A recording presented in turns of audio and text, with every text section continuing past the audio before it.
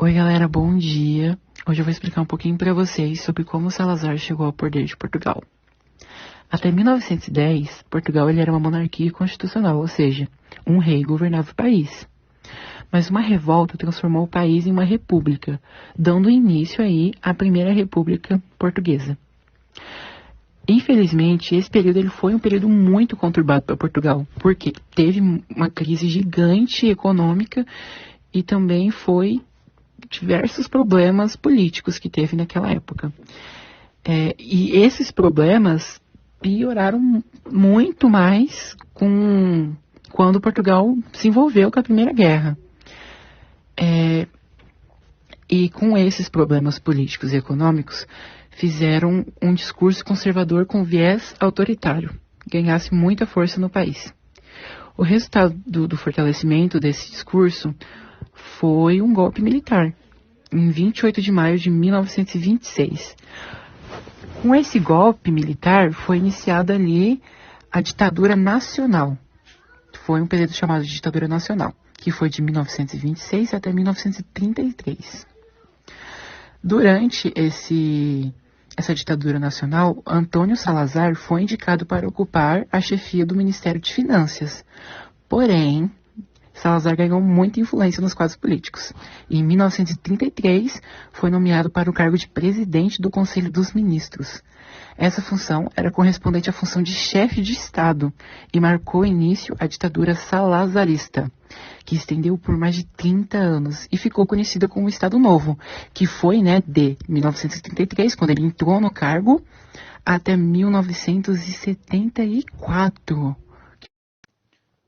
O governo fascista em Portugal, que vigorou durante a ditadura do Estado Novo entre 1933 e 1974, sob a liderança de Antônio de Oliveira Salazar, tinha algumas características e ideias específicas. Antes de eu citar as principais características e ideias, eu vou explicar o que foi o Estado Novo. O Estado Novo, basicamente, baseava-se em princípios políticos, sociais e econômicos conservadores, tendo como objetivo principal a estabilidade política e a preservação dos valores tradicionais portugueses. Explicado o que foi o Estado Novo, agora eu vou citar as características. Autoritarismo e ditadura. O governo fascista português era caracterizado por um forte autoritarismo, com um líder ditatorial no poder. Salazar exercia um controle rígido sobre todos os aspectos da vida política, social e econômica do país. Nacionalismo. O governo promovia um forte sentimento de nacionalismo e glorificação do passado histórico de Portugal. O objetivo era fortalecer a identidade nacional e aumentar o orgulho e a unidade do povo português. Censura e repressão. O governo fascista português impôs uma censura estrita à imprensa, aos meios de comunicação e às atividades culturais. A oposição política era reprimida e muitos opositores de regime foram presos, torturados ou exilados. Conservadorismo social. O governo defendia valores tradicionais conservadores, com uma ênfase na família, na religião católica e na moralidade conservadora. O divórcio foi proibido, o aborto era ilegal e o controle social era exercido para manter a ordem e a estabilidade. Meu nome é Maria Santiago e eu vou falar um pouco sobre Portugal na Segunda Guerra Mundial. Portugal foi uma das nações que ficou neutra na Segunda Guerra na Europa, mas essa neutralidade é bem questionada na verdade. Em Portugal foi uma ditadura governada por Antônio Salazar, que comandou o país de maneira ditatorial até os finais dos anos 70. Apesar disso, Salazar foi um dos ditadores com mais senso democrático durante a Segunda Guerra. Antes de iniciar qualquer conflito, a Espanha e Portugal iniciaram um pacto ibérico, que era o comprometimento dos dois lados para não entrarem em guerra e para ficarem neutros na Segunda Guerra na Europa. Os refugiados que desde a chegada do Hitler ao poder começaram a ter como destino Portugal. Mas a partir de 1938, Salazar fez a proibição de refugiados permanentemente na Espanha. Muito disso pelos problemas econômicos que havia em Portugal, assim fazendo os refugiados poderem ir a Portugal, mas já com passagens para outro lugar. Um ponto que quase fez Portugal entrar em uma guerra foi a Ilha dos Açores, que era um local que Portugal pretendia fugir caso fosse invadido, fazendo assim o seu reforço militar em bases por lá. Mas por volta de 42 começou uma pressão britânica para que a ilha fosse usada como base. Então, os Açores foram cedidos aos britânicos e posteriormente aos americanos. Chegando no final da Segunda Guerra Mundial, Portugal foi um país com bastante enriquecimento, muito disso graças ao tungstênio que Portugal vendia aos países para se fazer armamento durante a guerra, assim recebendo barras de ouro da Alemanha como forma de pagamento. Graças a essa ajuda, Portugal teve como motivo para não ser atacada pela Alemanha. Se dizia sobre esse ouro da Alemanha ser roubado, chegando a ser uma busca para pegar esse ouro de volta. Nenhuma prova se tinha contra Portugal para devolver o ouro, e se tinha, Portugal não devolveu nem metade que havia recebido. Durante o período do fascismo em Portugal, que ocorreu sob a ditadura do Estado Novo, liderada por Antônio de Oliveira Salazar, houve vários grupos e indivíduos considerados inimigos do regime.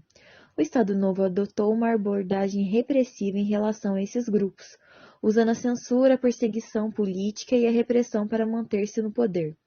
Os principais inimigos do fascismo português eram os comunistas e os socialistas.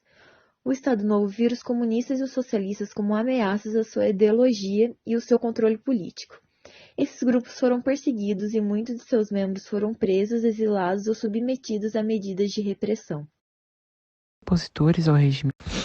A resistência contra o fascismo e o regime de Salazar em Portugal ocorreu de diversas formas durante o período em que ele esteve no poder, como por exemplo o Partido Comunista Português, o Movimento das Forças Armadas, o Movimento Democrático Português, as Brigadas Revolucionárias, e esses são apenas alguns exemplos de grupos que se opuseram ao fascismo e que se opuseram também ao regime de Salazar em Portugal. Humberto Delgado, Maria Piar de Bragança, Álvaro Cunhal e Norton de Matos foram figuras importantíssimas na oposição ao regime de Salazar em Portugal. Humberto Delgado, ele foi um general do exército português e um político que se tornou bastante conhecido por ser da oposição de Salazar. Ele concorreu nas eleições de 1958, desafiando Salazar. Ele chegou a ter um apoio significativo, porém não foi o suficiente para ele ganhar as eleições. Ele tornou um símbolo de luta contra a ditadura. Temos também a Maria Piar de Bragança, que foi uma das principais figuras da resistência contra o regime Salazar, e ela defendia a restauração da monarquia portuguesa. Álvaro Cunhal também, ele foi um político comunista português. Ele foi uma figura central na resistência antifascista e teve um papel muito importante na organização e na direção das atividades clandestinas do PCP contra o regime Salazar. Norton de Matos também foi uma figura muito importante. Ele chegou a concorrer às eleições de 1949 e também foi um dos primeiros a mostrar resistência ativa contra o regime ditatorial. E galera, a oposição do regime Salazar sofreu bastante por parte da PIDE e da DGS, que no caso é a Polícia Internacional. A Revolução dos Cravos foi um levante militar e popular que aconteceu em Portugal em 1974 e que encerrou o período de ditadura salazarista. Dessa forma, restabeleceram-se as liberdades individuais e a democracia em Portugal. Seu símbolo foi o cravo, uma flor colocada nas pontas das baionetas dos soldados. A ditadura salazarista durou até 1964, quando estourou a Revolução dos Cravos, mas Antônio Salazar governou Portugal até 1968 e foi afastado por questões médicas, falecendo em 1970. A ausência de Salazar na política portuguesa animou os opositores do ditador a buscar a redemocratização do país. Além da ausência de Salazar no poder português, outro motivo da Revolução de 1974 foi a guerra colonial entre 1960 e 1964. O êxito da Revolução dos Cravos fez com que as tropas portuguesas deixassem as colônias e a independência fosse negociada de forma amistosa. O salazarismo seguiu características semelhantes à que Mussolini aplicou na Itália, como antipartidarismo, a exaltação da figura do líder nacional, o nacionalismo, o antiliberalismo e a propaganda política. Foram 40 anos de governo autoritário sobre Portugal.